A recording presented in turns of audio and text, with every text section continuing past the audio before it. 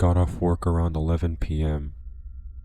The sad part about this is I volunteered to work this shift. If I had never offered, I would have never experienced this. This particular apartment is on my college campus. My campus is an open campus, which means anyone could enter at any time. As a female, I guess that's pretty unnerving. However, I always carried a pocket knife and pepper spray. I had to park pretty far away from my apartment since most parking spots were filled. I finally found a parking spot, but thank God I checked my surroundings before I got out. There was a fairly tall, grimy, old black man standing about 50 feet away from me. This sent chills down my spine because he stood so still, like a mannequin. I could see his bloodshot eyes. They were wide open. Now, I wasn't getting out of the car, but what the man yelled at me made my heart pound out of my chest. "Come here, pretty girl," he said, with a slight creepy grin on his face. I don't know why I did it, but I shot a bird at him. Probably because I had a feeling he was a pervert or something. I put my car in reverse and backed out of the parking spot, keeping my eyes on the man. My heart pounded even harder when he started speed walking towards me. He was about 10 feet away from my car when I finally put my car in drive and stomped on the gas pedal. I literally drove to the other side of the apartment and panicked. I called my roommate and best friend, and I told her what had just happened. I asked her to wait for me at the door and stay on the phone with me. I stayed in my car for about 5 minutes to calm myself down. I kept looking around to see if the guy followed me. He was nowhere to be seen. I didn't want to get out of my car. However, I had to get into my apartment somehow. I parked in a spot where my apartment wasn't too far away anymore. I decided to book it towards my room. I had my best friend on FaceTime the entire time I sprinted. I flew down 2 flights of stairs until finally I was about 100 feet away from my door. I saw my best friend waving at me. A feeling of relief came over for me, just for a few seconds. Now, I don't know if you guys saw the movie Get Out, but just picture a grown man sprinting towards you. That's what happened. The grimy old man hauled towards me, but this time he looked pissed. It was like a scene straight out of a horror movie. I don't know how he found me. I don't know what his problem was, but I could have broke the national record for the 40-meter dash. I darted towards my door. Thankfully, I reached my apartment just in time. Right when my best friend and I slammed the door, the man's fingers got caught in the crack. He screamed and tried to shove the door open, but my best friend and I surprisingly shut him out. That happened about a year ago. My best friend and I never spoke on it.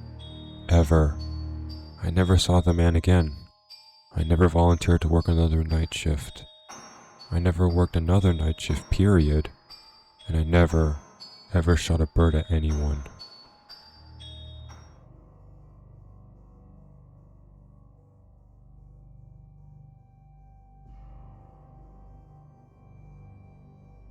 This all took place a couple of weeks ago, and I just wanted to share my experience. I have a friend, let's call her Anne, who was planning for her sweet 16. Her parents owned a hotel, and so she decided that me, my twin sister, and a couple of our other friends would come over to her house on her birthday, swim, head over to the hotel for a sleepover, then go to the movies the next day. Now, my parents have never been the type to let me or my sister go for sleepovers, but they have met Anne before and seemed to think that she was a responsible enough girl, so after enough begging, they allowed us to go.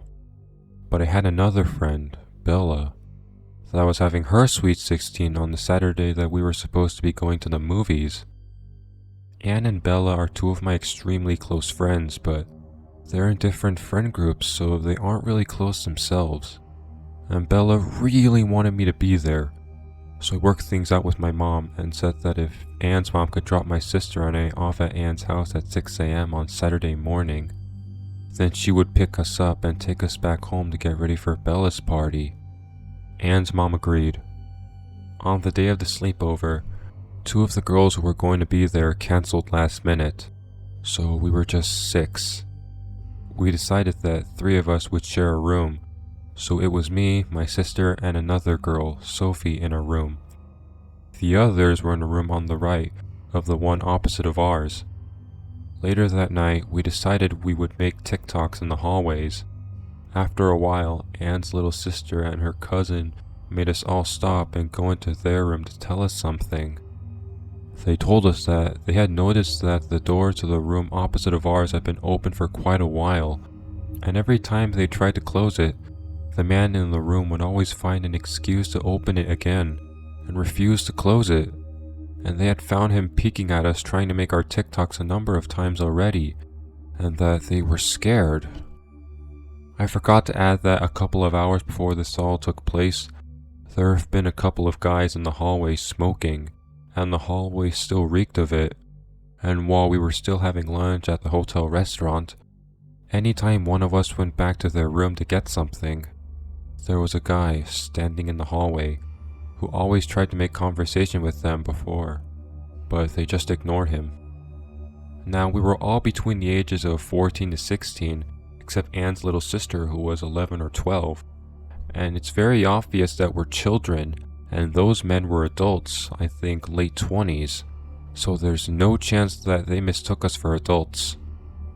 Since most of the girls were freaked out by now, we decided that we would just stay in Anne's room until we would get ready for bed.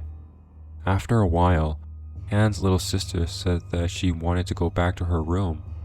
She was sharing a room with Anne's parents, but she was too scared, so me, my sister, and another friend escorted her back, and Anne's mom told us that we'd leave by 7 a.m. instead of 6 a.m.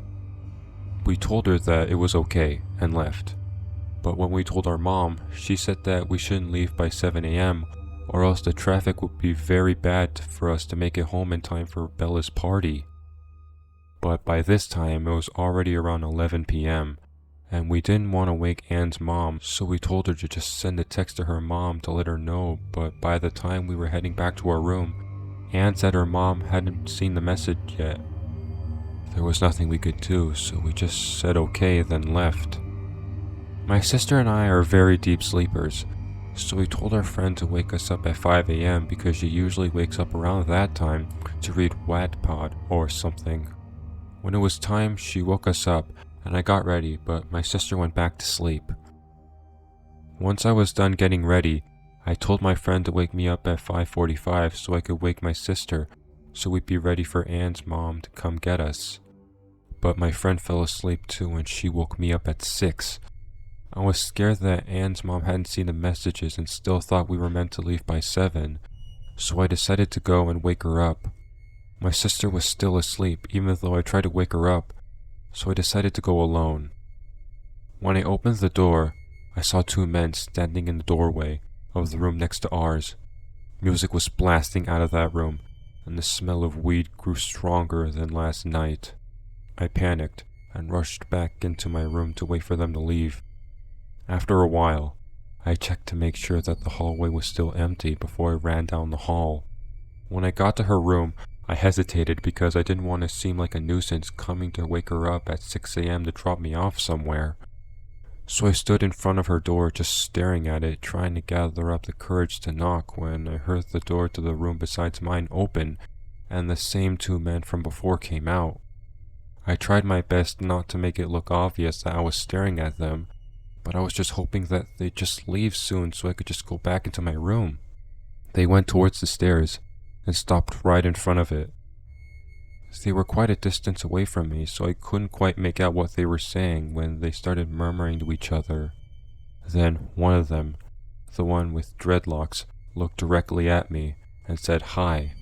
Like the idiot I am, I said hi back. He then said something, but due to my poor hearing, I couldn't hear him, and I had to ask him to repeat himself a couple of times before I could finally make out what he was saying. He was saying if he could come talk to me. I panicked, and like the idiot I am, I said, sure.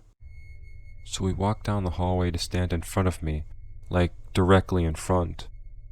There was barely any distance between us, and I couldn't create any because my back was against the door to Anne's mom's room. He asked what my name was, and I said my first name that came to mind, Sasha. Where I'm from, that's an incredibly rare name, and I was surprised he didn't question it. He asked for my number, and I said I didn't have a phone. After that, he just stopped talking and stared for a bit. It was then I noticed how empty the hallway was apart from his friend, and how high this guy looked. He asked me if there was any way he could contact me, and I said Snapchat because I was scared that things could go south fast if I didn't give him something to work with. He asked for my username, and I told him. That was when my sister came out and saw us.